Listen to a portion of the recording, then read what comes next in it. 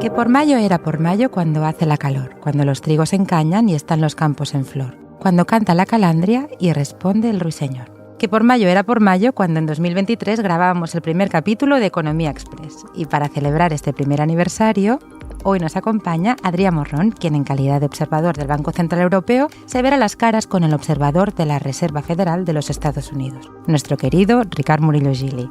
Empieza el especial sobre política monetaria y bancos centrales. Economía Express, un podcast de CaixaBank Research. El informe mensual sonoro con Patricia Esteban y Ricard Murillo.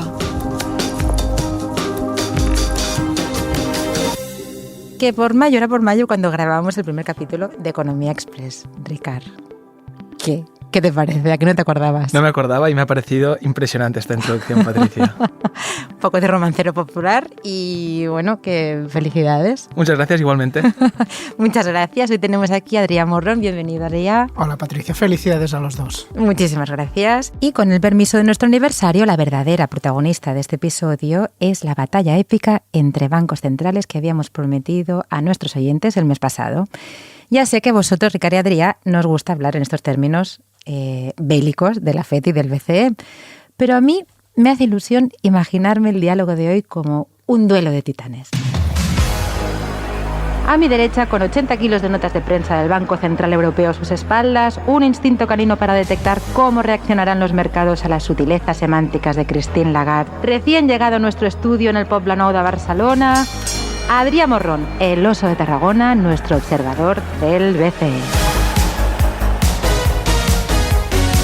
Y a mi izquierda, con otras tantas horas de declaraciones de la FED almacenadas en su prodigiosa memoria y un temple y un saber hacer que nada tienen que envidiarle a Jerome Powell, y no digamos el pelazo Ricard Murillo-Gili, el torete de gracia, nuestro observador de la FED. Empecemos con un reto y que estamos festivos y jocosos. A ver si sois capaces de recitar hacia atrás y en orden cronológico todos los nombres de los presidentes y presidentas de la FED y del BCE que recordéis. Venga, os reto. Empieza tú, Adrià, por favor. Pasa palabra. A ver, Jerome Powell, Janet Yellen, Bernanke, Alan Greenspan y Paul Volcker. Más allá no puedo ir. Muy bien. Y venga el BCE, Adrià. Tenemos a Christine Lagarde, la presidenta actual, a Super Mario Draghi, como era conocido, el predecesor, y antes de Draghi pues teníamos a Jean-Claude Trichet y a Wim Duisenberg, que fue el primer presidente del Banco Central Europeo. ¿Cuánto sabéis, chicos? ¿Cuál ha sido vuestro presidente favorito de la FED o del BCE y por qué? Más que un presidente favorito, yo lo que tengo es una conspiración favorita, que es la de las corbatas de Mario Draghi, el predecesor de Christine Lagarde al frente del BCE. La teoría era que el color de la corbata de Draghi anticipaba los movimientos del Banco Central. E incluso algunos analistas utilizaron técnicas estadísticas rigurosas para testear si realmente la corbata de Draghi tenía poder predictivo. Y adivináis qué pasó, ¿no? Pues sorpresa, sorpresa, no se encontró una relación significativa entre el color de la corbata y las acciones del BCE. Pero ¿cómo son los mercados? Resulta que la corbata sí provocaba movimientos en mercados financieros y de hecho hay evidencia estadística que las corbatas de color azul marino incrementaban la volatilidad de los tipos de interés soberanos en Alemania. Madre mía, esto es increíble. También había como una leyenda con los broches que llevaba Christine Lagarde, ¿me equivoco? Correcto. Bueno, es una prueba de lo poco racionales que son a veces los mercados financieros y los seres humanos. Ricard, ¿cuál ha sido tu presidente favorito de la Reserva Federal? Pues yo daré una respuesta más bien de consenso. Siempre se ha hablado mucho de la gran contribución que hizo Paul Volcker en los años 80 a la credibilidad de los bancos centrales. Hizo un whatever it took, para decirlo de alguna forma, para estabilizar la inflación. Si bien en un momento tuvo algunos costes en términos de contracción en la economía real. A largo plazo su contribución fue muy importante para la credibilidad de la FED y el anclaje de las expectativas de inflación. Pero siguiendo con las curiosidades de banqueros centrales, en la Reserva Federal también se hizo viral entre los fanáticos de la política monetaria un gráfico que mostraba cómo el nivel de los tipos de interés desde los años 70 se correlacionaba con la altura del presidente o presidenta de la FED en aquel momento. Bueno. Por ejemplo, los elevados tipos de interés que hubo en la presidencia del gigante Paul Volcker, que medía 2 metros, ¿no? Llevó los tipos de interés por encima del 15%.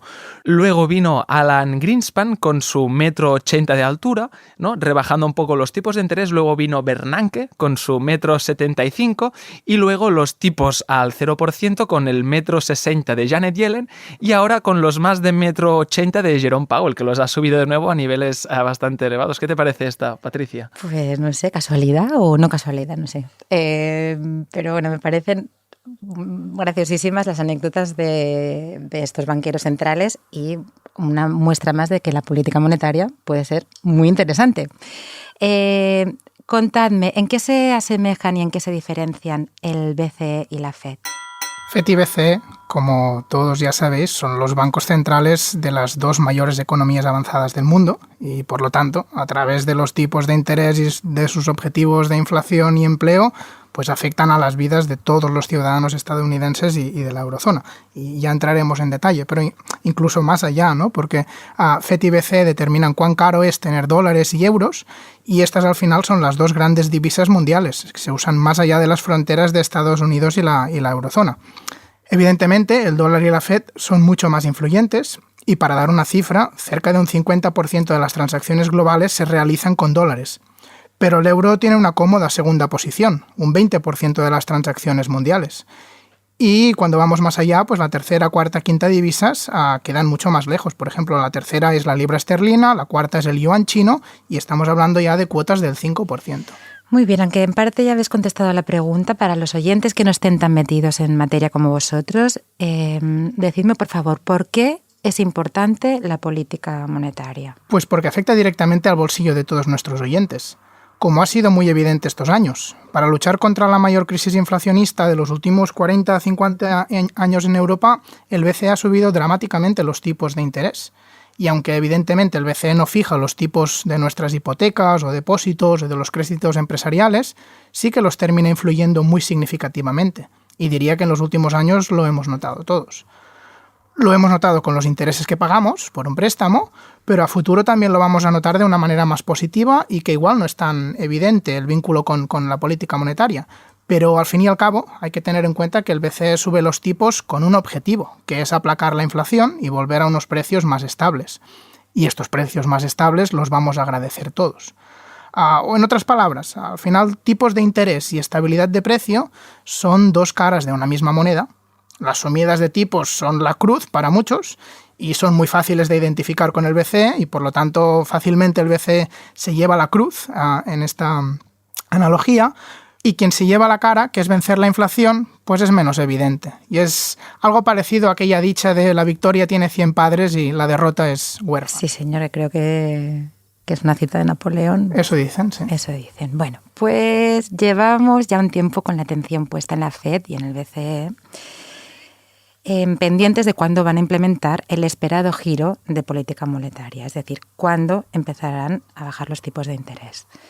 A finales del año pasado y principios de este explicábamos que ambos bancos centrales iban a empezar los recortes en los tipos de interés oficiales este mes de junio, que es ya el mes que viene, y que los rebajarían en un total de 100 puntos básicos en el conjunto de 2024. Sin embargo, esta esperada sincronía no se ve tan clara hoy. ¿Por qué? Pues no se ve tan clara hoy y parece que al final FED y BCE no irán tan de la mano como podíamos pensar. Porque FED y BCE tienen una lucha contra sus respectivas inflaciones y parece que el BCE tiene la victoria más cerca que la FED. Por ejemplo, entrando en Europa, ¿no? Las últimas cifras de inflación en Europa son relativamente esperanzadoras.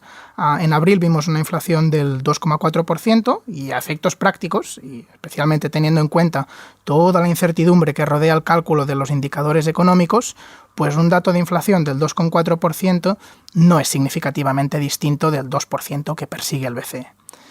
Pero es que no es solo este dato del 2,4%, ¿no? Sino que realmente vemos todo un universo de indicadores alternativos que nos dibuja un descenso sostenido, generalizado de la inflación en Europa. ¿Y significa esto, Adrià, que ya ha terminado la crisis inflacionista en Europa o todavía no? No, todavía no, pero vamos en la buena dirección y estamos cada vez más cerca. Por ponerlo de alguna manera, podríamos decir que hemos superado 2 de las 3 fases de esta crisis inflacionista. Hemos dejado atrás aquella inflación que se originó tirando atrás en 2021 con la recuperación postpandémica y un crecimiento de la demanda mundial muy por encima del de la oferta. También hemos dejado atrás los shocks iniciales que la guerra de Ucrania tuvo sobre la inflación de la energía, los alimentos. Y esta es la primera fase, la de los shocks directos de la pandemia y de la guerra que hemos dejado atrás. También hemos superado, o estamos muy cerca de hacerlo, una segunda fase de shocks indirectos, que es el reajuste de los precios de todos los bienes y servicios en respuesta a un encarecimiento de la energía y los alimentos que se encuentran en la base de la cadena, para decirlo de alguna manera, de la cadena de formación de precios. ¿Y ahora dónde estamos? Pues en una tercera fase, que es la que llamamos de efectos de segunda ronda. La retroalimentación entre salarios y márgenes empresariales que tienen una lucha por defender el poder adquisitivo ante las subidas de precios en las fases anteriores de las que hablamos, ¿no? Y esta es una lucha que puede retroalimentar las propias subidas de precios, pero que cuando vemos en los últimos datos pues parece estar resolviéndose de manera pacífica, porque lo que vemos es una moderación progresiva de los márgenes y una moderación progresiva del crecimiento salarial. La evidencia no es definitiva y todavía tardaremos en dar esta tercera y última fase por cerrada, pero vamos en la buena dirección. En cambio, en Estados Unidos, ¿no, Ricard? Creo que la historia es un poco distinta. Sí, así es. En Estados Unidos, el shock inflacionista comparte algunos aspectos con el de la eurozona, como el aumento de los precios energéticos, aunque de menos magnitud allí que en la eurozona, o las disrupciones en las cadenas de oferta, ¿no? Los que llamamos los cuellos de botella. Sin embargo, en Estados Unidos la inflación aumentó también por un mayor sobrecalentamiento de la demanda, debido sobre todo a unas ayudas fiscales directas más cuantiosas que en la eurozona y a un mercado laboral que se tensionó muchísimo más que aquí. Así, en estas últimas fases de la desinflación o del proceso desinflacionista hay todavía, a día de hoy, algunas diferencias. Por ejemplo, el crecimiento económico sigue siendo mucho más dinámico todavía en los Estados Unidos que en la eurozona. Lo veníamos diciendo en los últimos capítulos. Los datos del PIB nos están sorprendiendo en Estados Unidos, mientras que en la eurozona hay este zigzagueo con el estancamiento, esta debilidad en el sector industrial que no estamos viendo allí en los Estados Unidos. Y además, también hay otra diferencia, y es que tal y como se mide el IPC en Estados Unidos, se da mucha importancia a los precios de la vivienda y del alquiler, el famoso shelter que hemos venido mencionando también. Allí pesa un 35% de la cesta del IPC, mientras que en la eurozona representa menos del 10%. Este, así como otros componentes del IPC, evolucionan con cierto rezago al ciclo económico, por lo que, aunque se esté observando ya una distensión en los precios de los alquileres, el IPC de Estados Unidos no se está moderando tanto como preveíamos. De allí que haya ahora mismo un punto porcentual de diferencia entre las inflaciones de eurozona y Estados Unidos. Decías, Adriano, que la inflación en eurozona está en el 2,4, pues en los Estados Unidos está en el 3,4. Y también las perspectivas son menos seguras sobre esta vuelta al 2%. Y así la FED está algo más dubitativa que el BCE en cuanto a cuándo empezar a recortar los tipos de interés. Entonces, para que yo me aclare, las diferencias entre los datos y perspectivas de inflación entre una y otra economía son lo que hace que los bancos centrales vayan a actuar de forma distinta. ¿Es así? Sí y no. Yo te diría que más que actuar de forma distinta, van a actuar de forma parecida, pero vamos a tener una diferencia en los tempos y la velocidad de movimiento. Porque mientras en la eurozona los últimos datos de inflación que comentábamos pues permiten al BCE empezar a recortar tipos ya en junio, con toda probabilidad, pues como nos estaba diciendo Ricard, ¿no? En Estados Unidos la FED no tiene todavía suficiente confianza en esta lucha contra la inflación como para empezar a mover ficha. Pero la dirección de ambos bancos centrales creo que es la misma, y es una distensión de la política monetaria en los próximos trimestres. Además tienen otra similitud, y es que pensamos que esta distensión se hará con cautela a ambos lados del Atlántico. Llevamos demasiado tiempo con inflaciones demasiado elevadas, y esto da un sesgo antiinflacionista tanto a FED como BCE. Y creo que van a preferir empezar bajando los tipos poco a poco, si todo va bien y pueden acelerar, ya lo harán más adelante, que no la alternativa, ¿no? Que sería empezar con unas bajadas de tipos muy rápidas que tiene el riesgo de un renacer de la inflación que les podría poner en evidencia a FED y BCE. Vamos, que aunque vayamos a ver bajadas de tipos en los próximos meses, la política monetaria de FED y BCE va a seguir siendo netamente restrictiva por algún tiempo todavía. Sí, totalmente de acuerdo, Adrià. Y lo que decías, no es que vayan a actuar de forma distinta, sino que simplemente el BCE iniciará los recortes de tipos de interés algo antes de lo que pensamos que lo va a hacer la Reserva Federal. Esto, sin embargo, es algo relativamente inusual. Siempre se ha dicho, y los datos así lo muestran, que el BCE no suele actuar antes que la FED. Es decir, los ciclos de subidas de los tipos de interés se han iniciado antes en Estados Unidos que en la eurozona, así como los ciclos de bajadas. En caso de que se confirme que esta vez va a ser diferente, ¿no?, que el BCE va a empezar a bajar antes que la FED, ¿qué implicaciones podría tener para la eurozona? Ricard, esta es pregunta de café para muy cafeteros, como te gusta decir a ti. ¿Puede una FED más cauta condicionar la actuación del BCE? Depende. Depende de cuánto se aleje la FED del BCE, depende de cuánto se aleje el escenario económico de Estados Unidos del de la eurozona. No hace tantos años que hemos vivido divergencias, y algunas han sido muy notables. Por ejemplo, en 2016-2017, la FED empezó a subir tipos, y en cambio en Europa, pues el BCE los bajaba a terreno negativo, e intensificaba sus medidas de política monetaria no convencional con compras de activos y demás herramientas. Y otro ejemplo, en 2019, pues había una brecha de 300 puntos básicos entre los tipos de interés de la FED y del BCE. En Estados Unidos teníamos un tipo de referencia del 2,5, en la eurozona de menos 0,50. O sea que tenemos precedentes bastante cercanos y a priori mucho más extremos de la divergencia que de la que ahora algunos hablan y anticipan, ¿no? Pero me preguntabas por las implicaciones. Pues podemos pensar en tres grandes efectos. El primero serían las condiciones financieras, y es que una FED más restrictiva se va a notar en las condiciones financieras mundiales y, por lo tanto, en cierta medida también contagia a las condiciones financieras de la eurozona. Pero aquí, de hecho, si lo que el BCE lo que quiere es distensionar estas condiciones financieras en Europa, pues si algo, este mecanismo lo que haría es reforzar las bajadas de tipos en Europa. Luego tenemos el impacto sobre demanda global. Si tenemos una FED más cauta, la tenemos porque en Estados Unidos, ¿no?, como contabas antes, Ricard, la demanda se muestra robusta, y entonces podemos pensar que esta robustez estadounidense lo que hace es estimular la demanda global y, por ejemplo, puede llevar a mayores precios de materias primas como el petróleo. Esto al final puede generar presiones inflacionistas en Europa, ¿no?, y favorecer también un BCE marginalmente más cauto. Y por último, tenemos el efecto sobre el tipo de cambio, que es el que copa más titulares. Si la divergencia entre FED y BCE provoca una apreciación del dólar y, por lo tanto, una depreciación del euro, pues esto puede desembocar en presiones inflacionistas en Europa por un encarecimiento de las importaciones de la eurozona.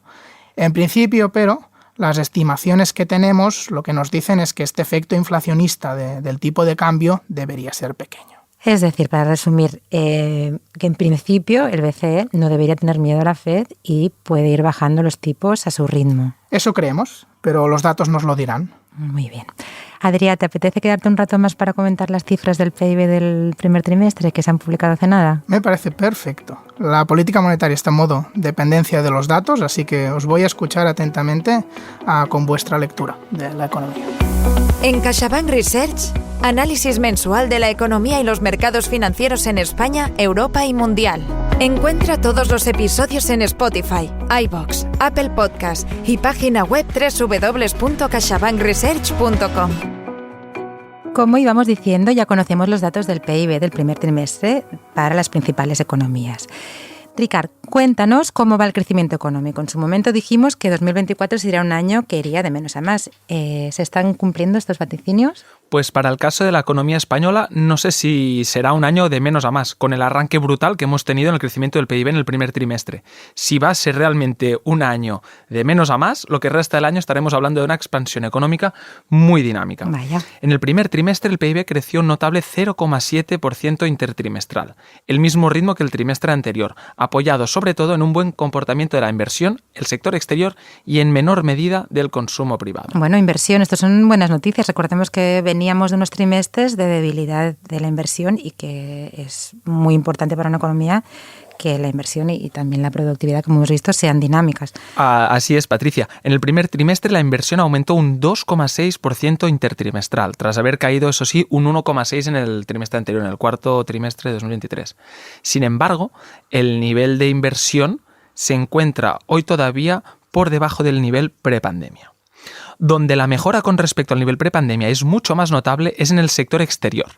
Las exportaciones de bienes se encuentran ya ligeramente por encima de ese nivel del prepandemia y el de las exportaciones de servicios están más de un 35% por encima del nivel del cuarto trimestre de 2019. Caramba, pues me imagino que en esta mejora del sector exterior y con esta subida de las exportaciones de servicios, el papel del turismo ha sido importante. Totalmente. El turismo ha sido el principal motor del crecimiento de la economía española en los últimos años. Como en unas semanas publicaremos el informe sectorial de turismo en la web de CaixaBank Research, si te parece, invitamos aquí a los autores y que nos comenten qué previsiones tienen para el turismo en España. Y volviendo al crecimiento en España también, un dato que creo que vale la pena comentar es que sigue siendo superior el crecimiento de España al crecimiento de la eurozona. ¿Cómo es eso, Ricard? Los países del núcleo de la eurozona, Francia y Alemania sobre todo, siguen mostrando tasas débiles de crecimiento. Están acusando todavía la debilidad del sector industrial que se observa globalmente. Así, en la eurozona, el PIB creció un 0,3%, tras la contracción del 0,1% en los 2 trimestres anteriores. Y esto son malas noticias también para la economía española, puesto que nuestros vecinos europeos son los principales socios comerciales, lo que pone todavía más en valor el notable crecimiento que comentábamos anteriormente del sector exterior español. ¿Y en Estados Unidos cómo va? Pues el crecimiento del PIB en Estados Unidos se moderó en el primer trimestre y fue del 0,4% intertrimestral, comparado con el 0,8% y el 1,2% en los trimestres anteriores. Estos datos tan elevados nos habían sorprendido ya en su momento, más todavía en este contexto que estamos hablando de tipos de interés elevados y la política monetaria restrictiva. Y pensamos que este dato del 0,4% del primer trimestre se corresponde más bien con una normalización del crecimiento que no a una debilidad de la economía estadounidense. Además, la composición del crecimiento fue mejor de lo que este 0,4% indica a simple vista. El consumo privado aumentó un 0,6% y la inversión se aceleró del 0,9% en el trimestre anterior al 1,3% actual. De cara a los siguientes trimestres, pensamos que el crecimiento del PIB podría registrar tasas de crecimiento similares que permitan una normalización de la economía y de su mercado laboral y, finalmente, de la inflación. Bueno, pues seguiremos pendientes de los datos y de la inflación y de los bancos centrales a ver cuándo empiezan a bajar los tipos.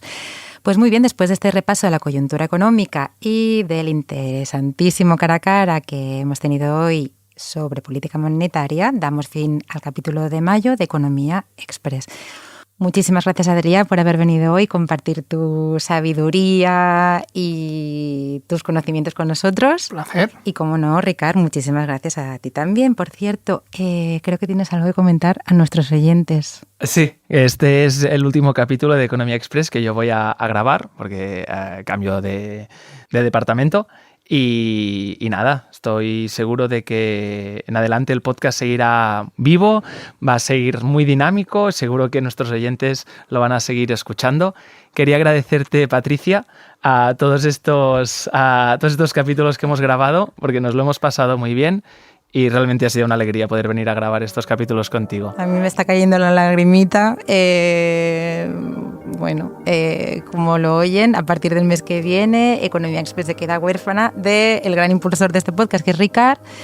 Pero seguiremos hablando de economía y contaremos con la presencia de otros economistas del equipo en el programa. En el capítulo de junio comentaremos el nuevo escenario económico de CaixaBank Research y también la situación y perspectivas de los sectores de actividad españoles con nuestra economista Judith Monturiol. Hasta entonces, que paséis un feliz mes de mayo y a ti, Ricard, te deseamos muchísima suerte, te echaremos muchísimo de menos, yo la primera, ya lo sabes, y esperamos que nos sigas escuchando. Un abrazo a todos. Economía Express, el podcast de CaixaBank Research, con Patricia Esteban y Ricard Murillo. Encuentra todos los episodios en Spotify, iVoox, Apple Podcasts y página web www.caixabankresearch.com.